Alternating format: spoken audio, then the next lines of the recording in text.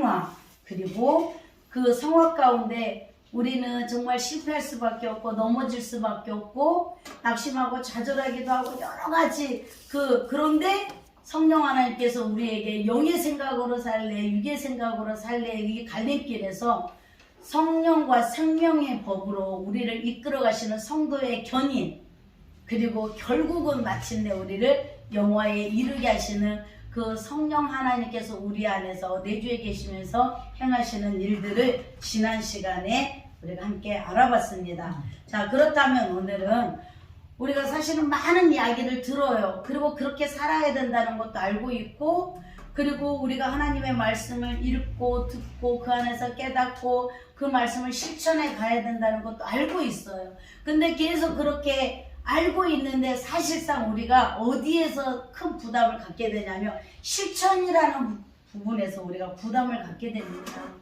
그러면은 이 실천이 하나님의 말씀은 실존이고 실제인데 이것이 우리 삶 속에서 적용되려면은 우리에게는 어떤 일이 일어나야 되는지가 오늘 말씀이에요. 우리 로마서 6장 3절에서 8절 말씀을 한번 같이 읽겠습니다. 로마서 6장 3절에서 8절.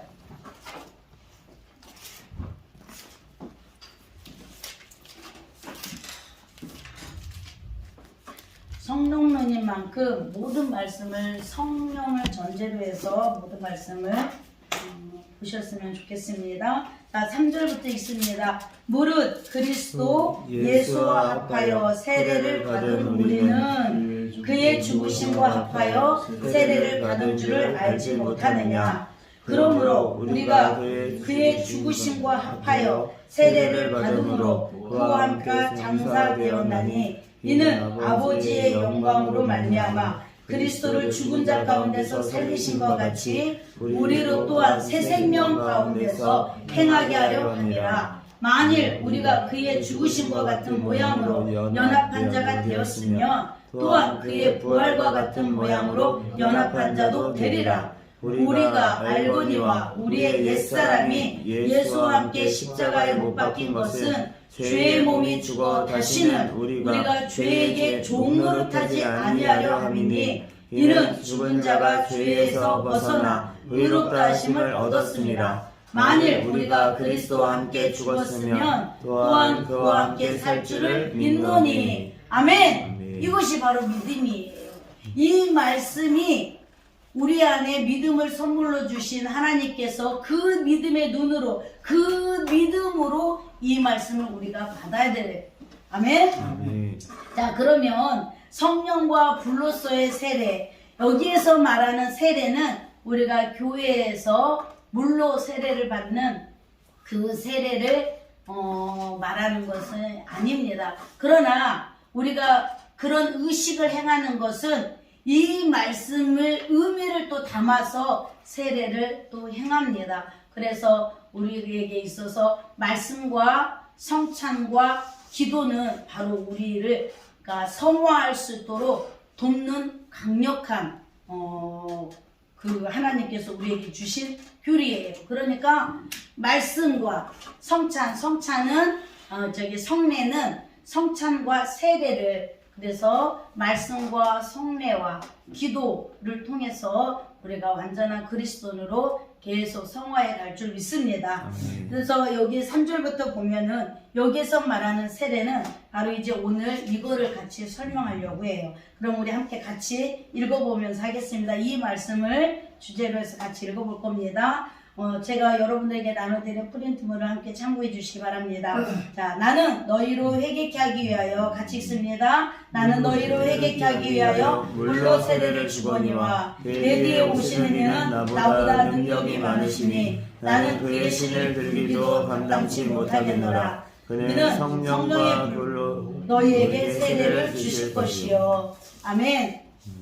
세례 요한이 와서 많은 사람들에게 세례를 베풀게 됩니다. 어쩌면 세례 요한을 통해서 받은 그 이 세례와 그리고 오늘날 우리가 교회에서 받는 이 세례의 의미는 말 그대로 정말 물로 세례를 받는, 조금 이따 이제 이 설명이 나올 건데요. 이 세례라면 더 중요한 거는 바로 내 뒤에 오시는 그분이 우리에게 주는 불로 세례를 너희에게 줄 텐데 너희는 그 불로 베푸는 세례를 받아야 된다는 거예요. 자, 세례 요한은 예수님을 성령과 불로 세례를 주실 분으로 묘사하고 있습니다. 사도행전에서 예수님이 자신을 요한은 세례로 물로 세례를 베풀었으나 너희는 몇 날이 못되어 성령으로 세례를 받으리라 하셨느니라. 이렇게 말씀하시므로 성령과 물로 세례를 주실 분은 바로 그러니까 세례 요한이 내 뒤에 오시는 예수님은 나는 너희에게 물로 세례를 행하였으나 내 뒤에 오시는 예수님은 불로 성령과 불로 세례를 주실 거라고 세례 요한이 말씀을 하셨잖아요. 그런데 사도행전에서 예수님께서 하늘로 승천하시기 전에 이렇게 말씀하십니다. 요한은 물로 세례를 베푸었으나 너희는 몇 날이 못되어 성령 요한복음 14장에서 말씀하신 내가 보혜사 성령을 너희에게 보내리니 요한복음 14장에서 16장까지 계속 성령에 대한 말씀을 예수님께서 하셨습니다. 그래서 그 성령이 너희에게 올 거라는 거예요. 너희는 몇 날이 못되어 성령으로 세례를 받으리라. 이것이 바로 성령이 우리 가운데 임하실 것을 말씀하시는 거예요. 그래서 그분으로 그 성령으로 우리가 세례를 받게 될 거라는 것을 또 예수님이 말씀하십니다. 그럼 예수님은 왜 오히려 우리에게 성령과 불로 세례를 베푸실 분이 예수님이신데 또 예수님 자신이 우리에게 성령과 불로 세례를 주시는 분이신데 예수님은 왜 세례 요한에게 세례를 받으셨을까요? 자, 그럼 먼저 세례의 의미를 한번 알아보겠습니다. 세례란 같이 읽습니다. 과연 무엇인가? 세례란 동일화 혹은 동질화한다는 뜻입니다. 자, 동일화라는 것은요, 같은 것으로 여기는 것을 동일이라고 얘기해요. 동질은요, 같은 성질로 여겨지는 것을 또한 동질화라고 얘기합니다. 예수님께서는 그의 공생애를 세례받는 일로부터 시작하셨습니다. 그는 근본 하나님의 본체셨습니다. 그런데 그 영광을 잠시 보류하시고 죄인의 몸을 입고 이 땅에 오신 것이다. 죄는 없으신데 죄인인 인간의 몸을 입으시고 죄인과 동등시 되기 위하여 이 땅에 오신 것을 세례로 지금 나타낸 거예요. 그러니까 세례 요한을 세례자 요한을 통해서 물로 세례를 굳이 받으실 필요가 없으신 우리 예수님이 오히려 성령과 불로 세례를 하실 예수님 자신이 왜 물로 세례를 받으셨냐는 거예요. 이 세례의 의미가 중요하기 때문에 자, 왜 그러냐면은 예수님 아까 조금 전에 세례의 의미는 동질화 혹은 동일화라는 그런 의미가 담겨 있다고 그랬어요. 그러면은 예수님이 세례를 받으신 것은 뭘 뜻하냐면 죄인하고 동등한 죄인하고 동일화되기 위해서 죄인이 되기 위해서 죄는 없으신데 죄인 그래서 이것이 동일이에요. 똑같이 죄를 지어가지고 죄인이 된 것이 아니라 죄는 없으신데 죄인은 형태를 입으시게 죄인의 형상을 입으시는 작업이 바로 물로 세례를 받는 행위였어요. 자, 세례 요한의 물세례는 원래 우리 인간이 죽어 마땅한 존재라는 것을 스스로 인정하는 자리로 초대하는 것입니다. 그래서 세례 요한이 세례를 베푸는 것은 우리로 하여금 뭐를 불러일으키냐면 회개를 불러일으키는 세례라고 했거든요. 그러면 예수님은 회개할 이유가 없으신 분이잖아요. 죄가 없으신데. 그런데 왜 예수님이 세례 요한에게 세례를 받으셨냐? 이거는 우리 인간이 죄인이라는 것을 인정하는 자리로 예수님이 그 자리까지 임하셨다는 것은 우리 죄인하고 동일시 되기 위해서라는 거예요. 우리 죄인하고 똑같이. 왜?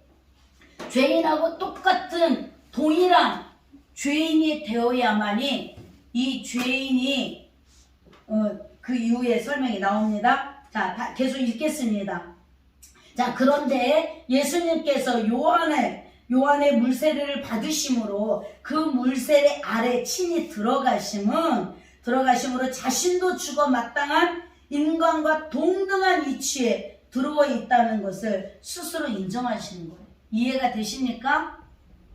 아멘? 예, 예수님이 왜 세례를 받으셨냐? 바로 우리 죄 때문에 죽어 마땅한 그 인간과 동등한 위치가 되기 위해서 세례를 받으셨다는 거예요. 그리고 한 인간으로서 모든 인류의 죄를 대표하여 그 죄를 한 몸에 지고 돌아가셔야 우리 인류의 죄가 속죄되는 것이기 때문에 하나님이신 예수님이 직접 인간의 몸을 입지 않으시고 인간과 동등시 될 수는 없는 거예요. 그래서 인간과 동등시 되기 위해서 세례의 자리까지 예수님은 들어가신 거예요. 세례는 우리가 받아야 되는 건데, 세례는 죄 씻음이라고 그랬잖아요. 세례는 죽는 거라고 그랬잖아요. 그래서 우리가 죄 씻음을 받아야 되는데, 그런 인간이 우리 예수님 그 자리까지, 죄인의 자리까지 들어가신 거예요. 우리와 아무런 상관이 없다. 그러니까 우리하고 그 죄인의 자리까지 예수님이 오시지 않으면 우리하고 상관이 없는 거예요. 왜? 예수님은 분명히 우리의 죄를 대속해 주시기 위해서 오셨단 말이에요. 우리의 죄를 대신 지고 가시기 위해서 오셨단 말이에요. 그러니까 세례 요한은 예수님을 향해서 이렇게 얘기합니다. 세상 죄를 지고 갈 어린 양이로다. 그러니까 우리의 모든 죄를 지고 가신다는 얘기는 죄인이 돼버리신 거거든요. 죄가 없으시지만 죄인이 되신 거예요. 그래서 이런 의미로 우리가 세례로 그리스도와 함께 장사된 바 된 것이다. 우리는 예수님의 이르로 세례를 받기 때문이다. 이 말은 무슨 말이냐면 예수님이 죄인이 되기 위해서 세례를 받으셨다면 우리는 이 세례를 통해서 예수님과 같이 되기 위해서 우리는 세례를 받는다는 거예요.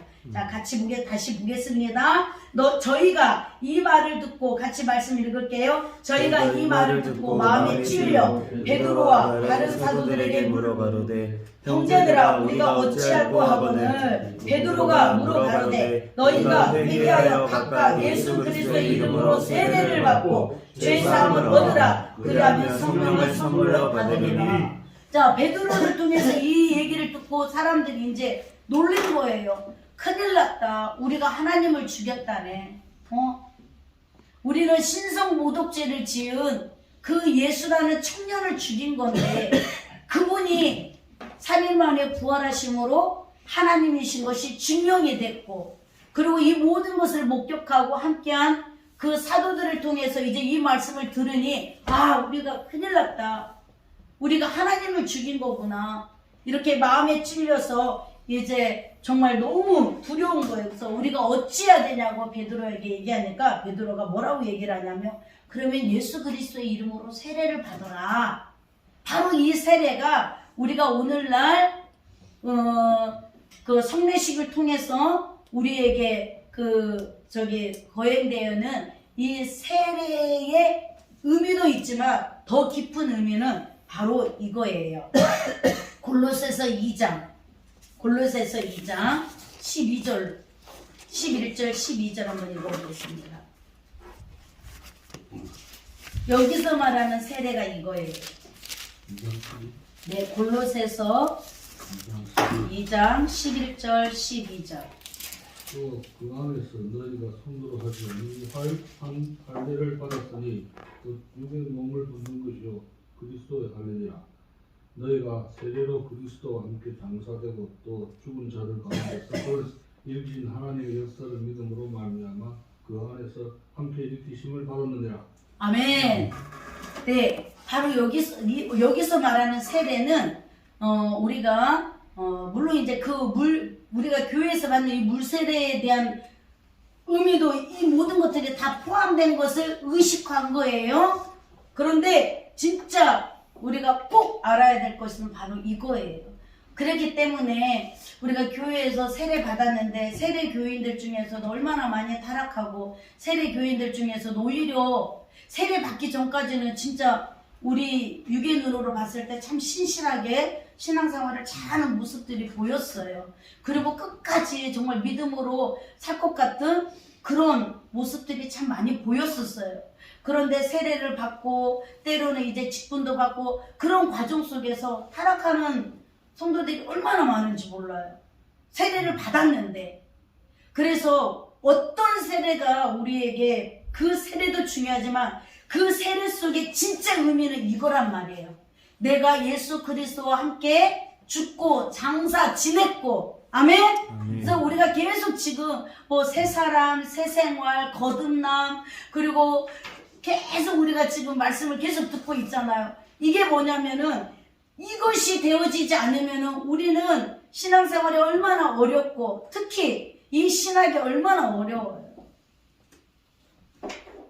이게 되지 않으면 내가 다 해야 된단 말이에요. 내가 하나님 말씀을 실천해서 내가 그런 그리스도인의 삶을 살아야 되고, 오늘도 계속 말씀 들었잖아요. 모든 것들이 믿음으로 생각도 바뀌어야 되고, 그래야지 무조건 생각이 바뀌면은 습관이 바뀌고 습관이 바뀌면은 이게 계속 되는 것이 아니라 전제 조건이 있었어요. 뭐였어요? 믿음.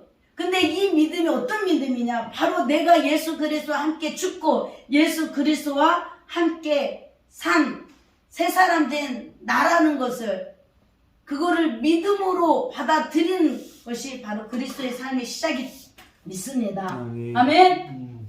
그래서 세례를 받아라, 이거는 예수님이 죄인이 되기 위해서 세례를 받은 것처럼 너희도 예수님과 함께 세례를 받는 거는 그 성질이 달라요. 어떻게 다르냐면, 자, 같이 읽습니다. 이 말씀은 시작. 예수 그리스도가 요한의 물세례에 동참하심으로 죄인과 동일시 되었듯이 이제 우리가 예수 그리스도의 이름으로 세례를 받음으로 그의 길에 동참한 자가 된다는 것이라. 그는 십자가에서 죽으시고 죽음의 권세를 이기시고 부활하셨다.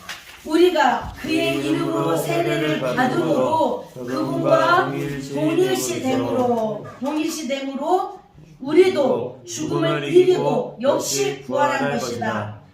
우리가 생각할 것은 세례란 우리를 누구와 연합시켜 어떤 자리로 통과시키냐의 방법이다. 아멘? 이게 불세례예요. 불세례라는 것이 이거는 하나의 체험이고, 또 사람마다 다 그 나타나는 현상일 뿐이지, 그렇게 해야만이 불세례를 받았다, 그렇게 하는 사람만이 그 어떤 은사가 임하고 방언이 터지고 그래야만이 성령 세례를 받았다, 불세례를 받았다, 이렇게 단정은 지으면 안 됩니다. 진짜 세례는 바로 이거예요. 내가 예수님을 믿음으로 말미암아 내가 그리스도와 함께 십자가에 못 박혔나니 이제는 내가 사는 것이 아니요 그리스도께서 사시는 것이라. 내가 육체 가운데 살지만 나를 사랑하사 나를 위해 오셔서 죽으시고 부활하신 예수님을 믿는 그 믿음으로 사는 것이 바로 불세례 받은 사람의 삶이에요. 자, 그러면 이 세례를 통해서 예수님은 그 물세례를 통해서 죄인과 동일시됐다면, 우리는 예수 그리스도를 통해 세례를 받으면 우리는 누구와 동일시가 된다는 걸까요? 조금 전에 읽으신 것처럼 바로 예수 그리스도와 동일시 된다는 거예요. 그러니까 우리가 성경 속에 나타난 모든 말씀들을 내가 이루는 것이 아니고, 내가 그렇게 살려고 바둥바둥 노력하는 것이 아니고, 아까 우리 첫 시간에 모세오경 때 교수님께서 당신의 40년 생활 가운데 40년 후에 아마 이제 목회자가 되는 길을 갖게 되신 것 같은데, 거기까지는 굉장히 열심히 노력됐고 그렇게 살아보려고도 했고, 또 그렇게 살아보려고 했는데 거기에서 얻어진 거에 대한 그 자괴감도 있었고, 나는 왜 그렇게 살지 못하는 거에 대한 연약감도 있었고, 그런 거에 대한 이런 부분들을 느꼈을 때 결국은 이분이 만난 것이 뭐였냐? 바로 로마서 8장에서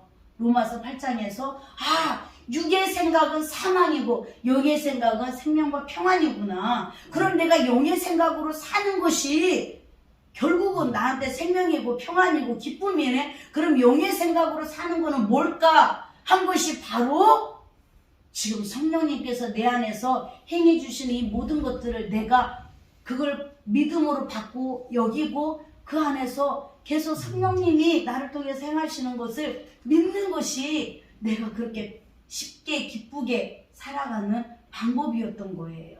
아멘. 네. 그래서 우리는 성경 66권을 통해서 우리를 힘들게 하려고 우리를 정말 다른 데서 얘기하는 것처럼 내가 이 말씀을 읽으면서 계속 나를 수행하고 나를 계속 단련시키고 이것이 아니라 내가 이거를 인지하고 믿음으로 받고 그리고 내 안에 계시는 성령님이 나를 견인해 가시고 마침내 하나님께서 나를 택하신 분도 하나님이시고 나를 부르신 분도 하나님이시고 나를 일꾼 삼으신 분도 하나님. 그러자 나를 충성되이 여겨서라고 하잖아요. 충성되이 여기사 직분을 주셨대잖아요. 아멘. 내가 충성했더니 직분을 주셨다는 것이 아니라 그렇게 여겨주셨대. 그렇게 여겨주신 분이 그렇게 할 수 있도록 모든 것을 공급해 주시고 그렇게 할 수 있도록 이끌어 가주신다는 것에 대한 확신이 있고 확증이 있고 믿음이 있으면 우리는 기쁘게 감사함으로 감격하면서 매일매일 하나님께서 오늘 또 어떤 은혜를 베풀어주고 어떻게 나를 이끌어 가실 건가를 꿈꾸면서 소망하면서 가는 길이니 얼마나 행복하겠어요. 아멘. 이것이 우리에게 먼저 이루어지지 않은 상태에서 우리가 말씀을 전한다? 하다못해 주일학교 교사도 아이들에게 말씀을 전하기 위해서 그것이 말씀이 내 삶에 적용이 되고 그 말씀이 내 삶에 되어진 그런 본을 보여야 된다는 마음을 가지고 있는데 하물며 영적 지도자로 부름받은 우리가 여전히 내 힘으로 하려고 하고 내 노력으로 해야 되고 내가 어떤 그 결과물을 만들어내야 되고 막 그런다면 우리가 어떻게 이 길을 가겠습니까? 그래서 우리는 정말 절대적으로 놓쳐서는 안 되는 것이 성령 하나님이에요.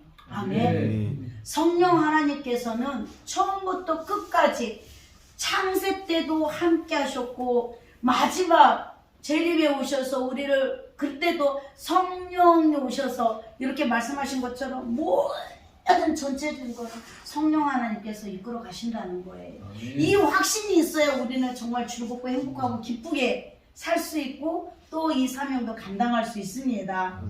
그래 다시 말씀 보겠습니다. 그들은 베드로전서 3장 20절에서 21절 말씀인데요. 그들은 전에 노아의 방주 같이 읽겠습니다. 말씀이니까 그들은 전에 노아의 방주 예비할 동안 하나님이 오래 참고 기다릴 때에 순종치 아니하던 자들이라. 방주에서 물로 말미암아 구원을 얻을 자가 몇 명뿐이니 겨우 8명이라. 그는 예수 그리스도의 부활하심으로 말미암아 이제 너희를 구원하는 편이 곧 세례라. 육체의 더러운 것을 제하여 버림이 아니요 오직 선한 양심이 하나님을 향하여 찾아가는 것이라. 아멘. 자, 아까도 믿음과 선한 양심은 같이 가야 된다고 너무 확실한 비유를 들어주신 것이 리어카가 가는데 바퀴가 2개가 있다. 근데 믿음 쪽에 바퀴는 전혀 문제가 없는데 양심 쪽에 바퀴가 문제가 있으면은 우리가 갈 수가 없겠죠. 그런 것처럼 우리가 이 세례는 뭐냐면 우리로 하여금 선한 양심이 하나님을 찾아가는 거래요. 근데 우리가 어떻게 하나님을 찾아가요? 그런데 하나님이 나를 찾아와 주셔서 나를 따라오라는 거예요. 신명기에 보면은요, 내가 너를 안고 업고 간대요. 아멘. 성령님 역할은 이렇게 우리를 인도해 가시는 거예요. 그런데 여기에서 노아의 방주에는 분명히 뭐가 존재하고 있냐면요. 자, 그 다음 걸 한번 읽어보겠습니다. 물은 모든 육체를 그 아래 삼켜버려 사망에 이르게 하는 무서운 것이다. 그러나 배만은 유일하게 물이 없으면 뜨지 못한다. 이와 같이 물은 어떤 곳에는 사망을 초래하고 어떤 곳에는 힘이 되기도 한다. 우리 자체로서도 물로 인해서는 그 아래 삼켜져서 사망에 이를 수밖에 없는 존재들이지만 배 안에 있자 물 위로 뜨게 된다. 우리 때문이 아니라 배 때문에 뜨게 되는 것이다. 아멘. 자, 노아 방주 생각하면 홍수가 생각나잖아요. 어떤 사람에게는 그 홍수는 심판이었어요. 그런데 배 안에 탄 사람들에게는 그 배가 둥둥 떠나려면 뭐가 반드시 필요해요? 물이 있어야 돼요. 이게 어떤 사람에게는 이 물이 심판이지만 어떤 사람에게는 그 물이 살게 하는 생명이 되는 거예요. 그런 것처럼 하나님의 말씀을 보다 보면 하나님의 말씀이 믿지 않고 예수 그리스도를 통해서 죄의 사함을 받지 못하고 그런 사람들에게는 예수 그리스도가 없는 사람에게는 성경 말씀이 뭘까요? 심판이고 저주예요. 우리 보잖아요. 우리 신명기 28장에 보면은 하나님 말씀에 순종하는 사람에게는 하나님이 복을 주시지만 하나님 말씀에 불순종한 사람에게는 나가도 더 저주를 받고 들어와도 저주를 받고 광주에도 저주를 받고 사방 천지가 저주예요. 그러면 우리에게는요 하나님 말씀만 딱 놓고 보면은 말씀 그대로 율법으로만 딱 보면 우리는 다 저주 아래 있는 자들이고 이 말씀은 나에게 저주인 거예요. 그래서 율법이 우리에게 저주라고 그랬잖아요. 그런데 율법만 알면은 우리에게는 저주지만 그 율법을 통해서 죄인인 것을 깨닫게 돼서 오라 나는 죄인 중에 개수구나라는 걸 깨달았을 때 비로소 이 죄의 문제를 해결해 오신 그 예수님이 나에게 복음이고 그 예수님이 나에게 구원자고 그 예수님이 나에게 생명이 되는 거예요. 근데 그 예수님이 우리에게 뭘로 다 나타내냐? 말씀으로 하셨단 말이에요. 근데 그 말씀이 우리에게 생명이 되고 그 말씀이 나에게 빛이 되게 하시고 그 말씀이 나를 이끌어가는 길이 되게 해주시는 것을 깨닫게 해주고 그 길로 갈 수 있도록 도와주시는 분이 누구냐? 성령님이시라는 거예요.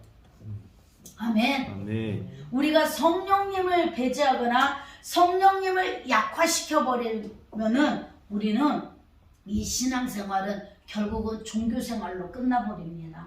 그런데 모든 그 과정 속에서 행해주시는 분은 성령님이세요.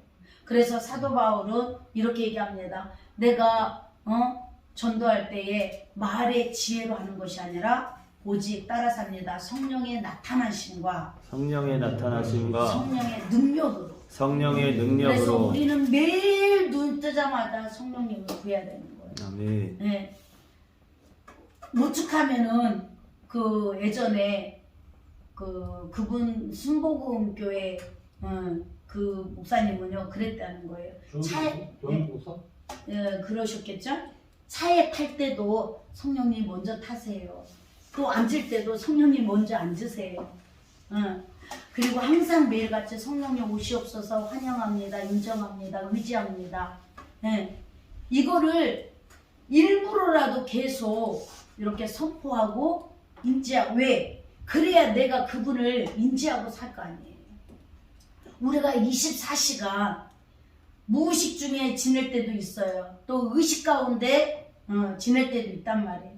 의식 중이든 무의식 중이든 언제나 존재하고 계시는 분은 성령님이신데 우리가 이 성령님을 인지하지 않고 성령님을 의식하지 않고 살면은 벌써 내가 하려고 하고 내가 그럴 때마다 얼마나 우리가 힘든지 몰라요.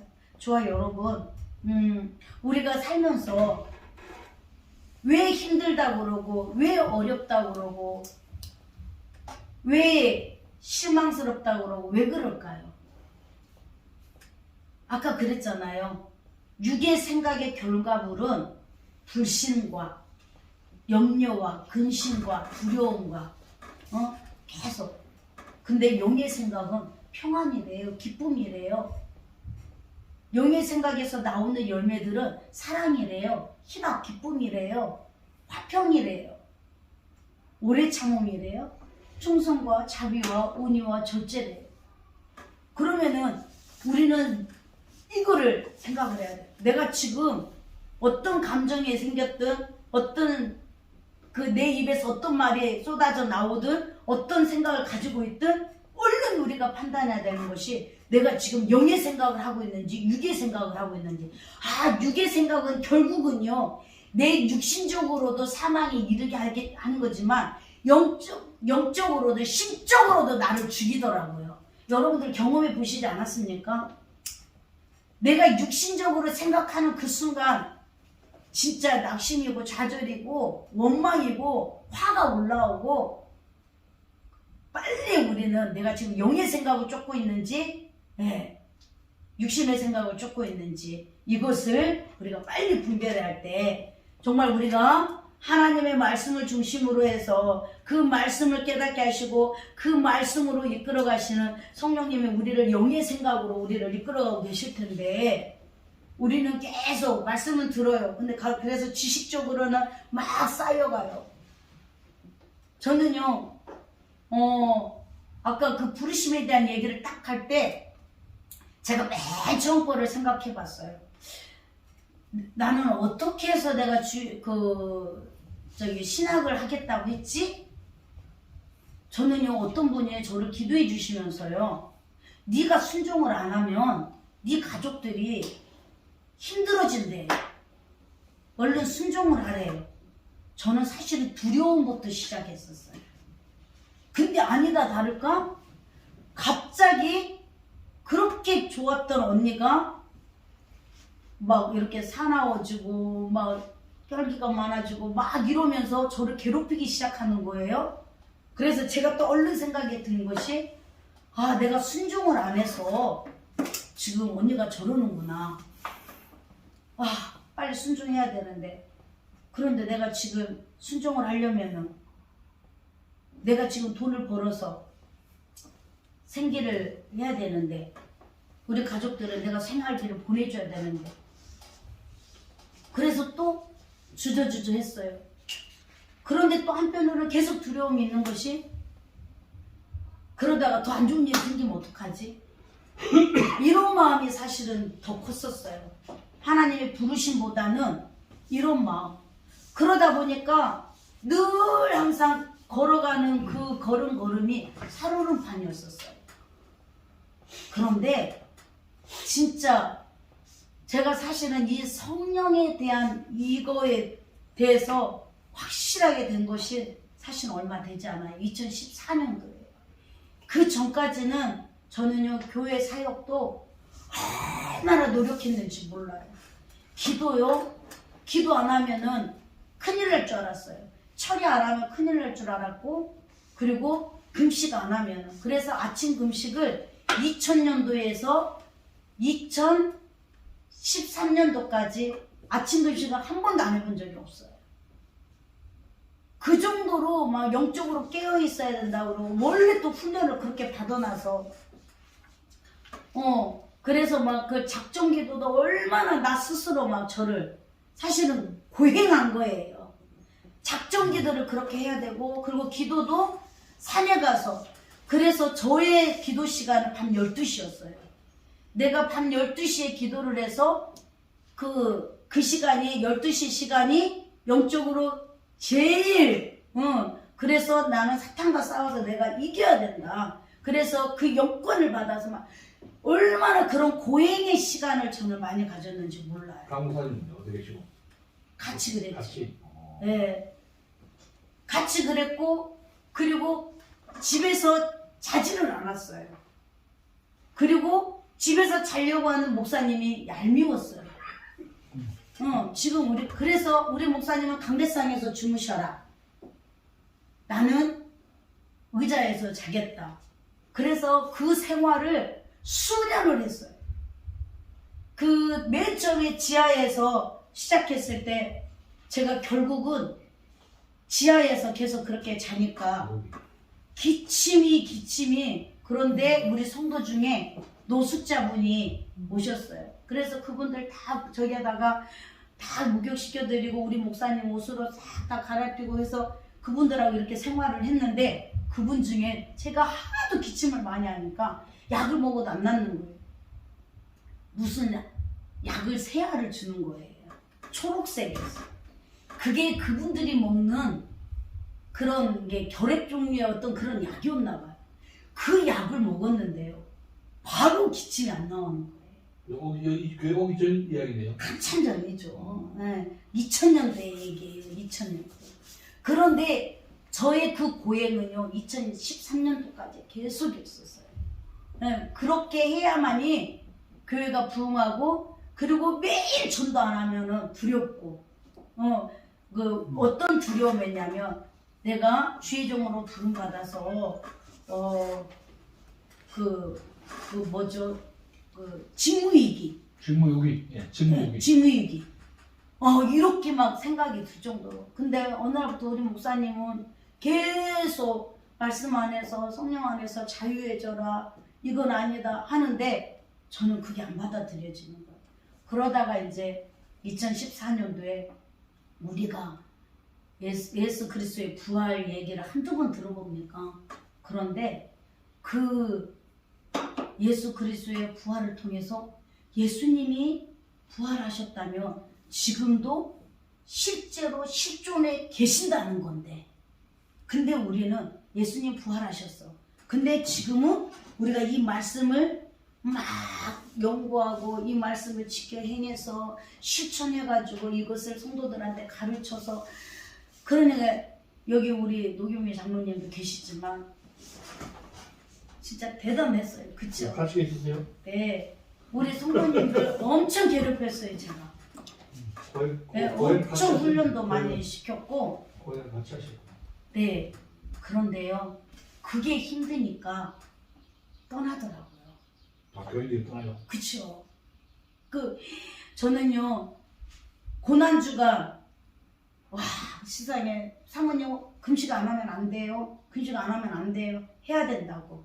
그래서, 부활주일날 새벽에, 얼마나 기뻐했는지 몰라요. 왜요? 왜? 드디어 금식이 끝났잖아요.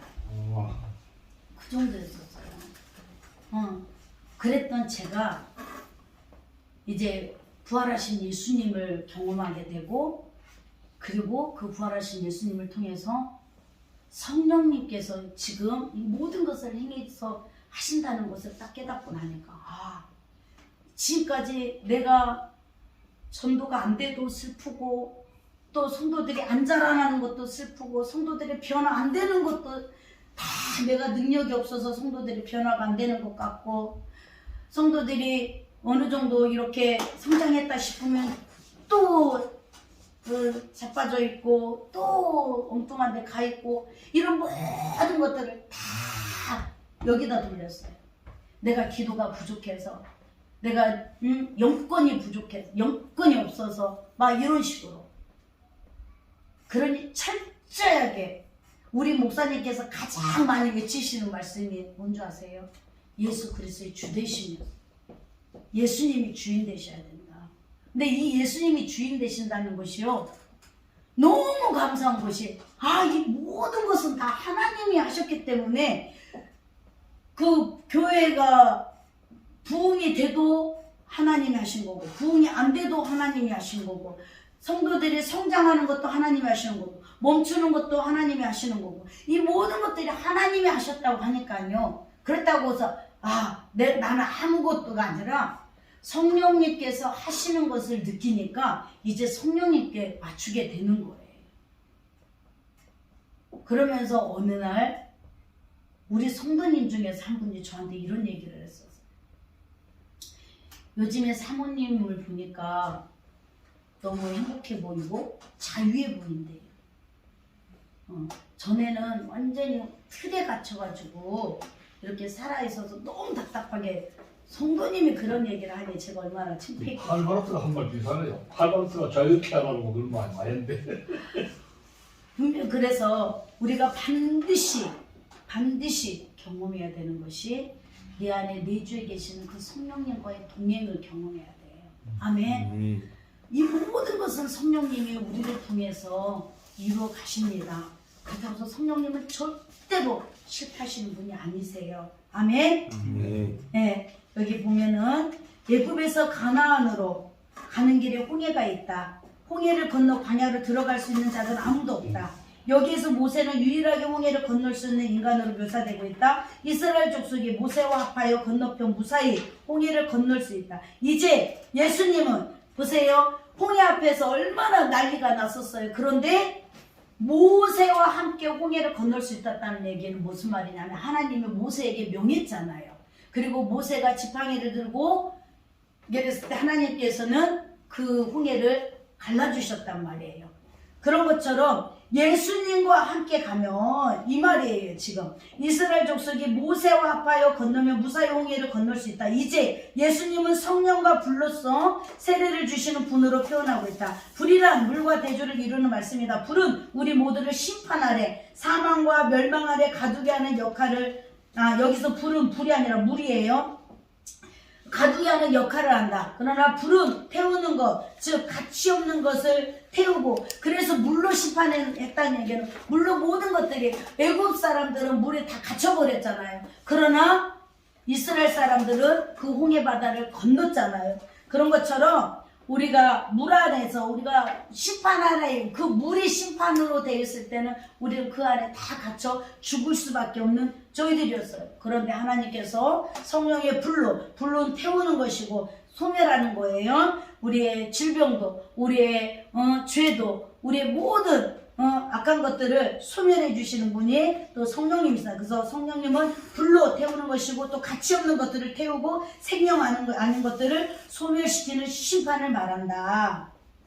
물이 심판을 의미하는 것은 거기 잘못됐어요. 물이에요. 물이 심판을 의미하는 것은 물이 물 위에 뜰 수 없는 것을 그 아래 삼켜 가두는 것과 같은 부분을 설명한다. 물은 뜰 수 없는 것을 가두는 것 외에 다른 한편으로는 배를 띄우는 역할을 한다. 물이 가두면서 또 배를 띄우듯이 동일한 역할을 성령이 감당하신다. 아멘. 그래서 성령님이 감당하신다는 건 뭐냐면 우리 안에 소멸돼야 될 것들을 소멸시켜 주시고 또 우리 안에서 생명으로 이끌어 가실 것들은 또 그렇게 이끌어 가시는 분이 성령님이시라는 거예요. 그래서 그 배가 노아의 방주 그 배가 물 아래 심판받은 자들은 전부 다 물 아래 다 갇혔잖아요. 그거 홍수가 일어났을 때. 그러나 배 안에 탄 노아의 식구들은 그 배로 인하여서 그 물과 분리가 됐단 말이에요. 세상과 분리가 됐단 말이에요. 그런 것처럼 세상으로부터 분리된 자들인 것을 고백하는 것이다. 이제 예수 그리스도께서 우리에게 친히 주시는 성령과 불세례는 불에 타버릴 것들로 불로 태워 없이하고, 이게 불에 태워져서 없애야 될 것들은 다 없애버리시고 성령 안에 들어가 하나님과 같이 있는 자들로서 그 일이 신앙 고백적으로 동참하는 자임을 하나님께서 인치시며 또 우리에게 신앙 고백으로 요구되어지는 것이 세례다. 마지막 장입니다. 그러면 성령은 물이 방주를 띄운 것과 같은 그런 역할을 어떻게 요구하는가? 로마서 8장 9절에서 10절입니다. 만일 너희 속에 성령의 영이 없으면 너희가 육신에 있지 아니하고 영에 있나니 누구든지 그리스도의 영이 없으면 또 그리스도의 사람이 아니라 또 그리스도께서 너희 안에 계시면 몸은 죄로 인하여서 죽을 것이나 영은 의로 인하여 산 것이니라. 아멘. 예수를 믿는 모든 자들에게는 성령님이 계십니다. 성령님이 우리 안에 계시면 둘이 연합이 되어 하나가 되기 때문입니다. 성령과 우리가 연합하면 같이 읽을게요. 나는 혹시 죄, 저주, 사망 아래 있을지 몰라도 성령은 절대로 그러실 수 없기 때문입니다. 성령은 우리를 죄와 사망과 저주로부터 꺼내실 보증으로 와 계신 것이다. 내 안에 성령이 계시는 것이 밖으로 두드러지게 나타나지 않고 오직 내가 예수를 믿으며 주라 시인하여 그 앞에 무릎 꿇는 것으로 밖에 확인이 안 되는 이런 의미의 성령이 내 주가 바로 세례 요한이 예수님을 가리켜 성령과 불로 세례를 주시는 분이라고 할 때에 바로 그 성령 세례다. 우리가 성령님이 우리 안에 계시는 것이 우리 삶으로 나타나줘야 되잖아요. 여러분 기쁩니까? 여러분 행복합니까? 이렇게 물어봤을 때 네, 기쁩니다. 행복합니다. 이것이 거짓말이 아니라 입으로만 말하는 것이 아니라 진짜로 내 안에서 기쁘고 내 삶도 기쁘고 사실은 몸도 아프기도 하고 또 경제적으로 힘들기도 하고 그런데 때마다 일마다 도우시는 하나님께서 지금까지 도와주신 것처럼 앞으로도 도와주실 것이고 하나님의 낯을 쓰시기 위해서 나에게 필요한 물질도 체력도 모든 것들을 공급해 주실 것을 이것을 그래서 나를 이렇게 만들어 가시고 사실은 우리는 신학교에서 지금 만들어가는 과정이잖아요. 주의 종으로 세워져가는 과정이란 말이에요. 이것 또한 하나님이 나를 빚어가고 계신다는 것을 인식해야지 내가 노력해서 변화되려고 내가 아주 인격적으로 이제 주의 종으로 다 막 이런 모습으로 만들어 가려고 하는 작업을 내가 하는 것이 아니라는 거예요. 아멘. 그래서 성령님과 내가 연합되어 있다는 얘기는 그래서 예수님이 내 멍에는 가볍고 쉽다. 내 멍에를 메고 내게 배워라. 이게 뭐냐면 멍에는 예수님과 연합이에요. 아멘. 그러니까 예수님과 연합되면 예수님이 나를 살아주시는 거예요. 성령님과 연합되면요 성령님이 나를 살아주시는 거예요. 내가 내 인생을 살아가는 것이 아니라 성령님이 내 인생을 살아주시는 거예요. 그러니 성령님이 나 실패하시겠어요? 성령님께 잡혀있고 성령님과 연합된 내 인생이 실패자게 되겠냐고요. 아멘? 네. 그래서 우리는 반드시 내 주에 계시는 성령님을 의식하고 인지하면서 늘 성령님을 구하고 늘 성령님의 도우심으로 성령님이 이끄시는 대로 아멘. 아멘. 갈 수 있는 저와 여러분이 되기를 원합니다. 아멘. 아멘. 자, 그러므로 이제 예수 그리스도 그 예수 안에 있는 자에게는 결코 정죄 이제 이 말씀은 이제 다음 시간으로 이어질 거예요. 결코 정죄함이 없나니 이는 그리스도 예수 안에 있는 생명의 성령의 법이 죄와 사망의 법에서 너를 해방하겠습니다. 해방시켜 주신 분이 우리를 죄와 사망의 법 아래 두겠냐고요. 우리를 생명의 성령의 법으로 우리를 치게 가시고 이끌어 가주실 줄 믿습니다. 아멘. 성령을 죄와 사망으로 묶을 수 없습니다. 그분이 우리 안에 계시면 그와 동일시 된 우리 역시 죄와 사망으로 묶을 방법이 없습니다. 예수님께서 그 일을 하러 오셨고 또 그 일을 이루시기 위해서 불과 성령으로 우리에게 세례를 주셨습니다. 아멘. 네, 그래서 세례의 의미는 우리가 예수님과 동일시되었다. 그리고 동일시됨과 동시에 이제 나는 죽고 예수 그리스도를 사는 것처럼 세례는 내가 예수님과 함께 죽고 장사되었다가 또 다시 살아나서 예수님이 하늘에 올리신 것처럼 우리도 올려졌고 또 실제로 올려질 것입니다. 아멘. 그래서 우리가 죄범한 연약한 존재 죽을 육체이지만 우리 안에 계신 성령으로 말미암아 예수 그리스도를 죽은 자 가운데서 살리신 이가 우리도 또한 살리실 것입니다. 이것이 바로 성령이 우리에게 임재해 계시고 인치시고 보증해 주시고 우리를 이끌어 가신다는 현실입니다. 아멘. 따라서 합니다. 성령님은 식존에 계시고 내 삶의 실제다. 실제다. 우리 다 같이 통성기도 한번 하겠습니다. 마지막 시간이니까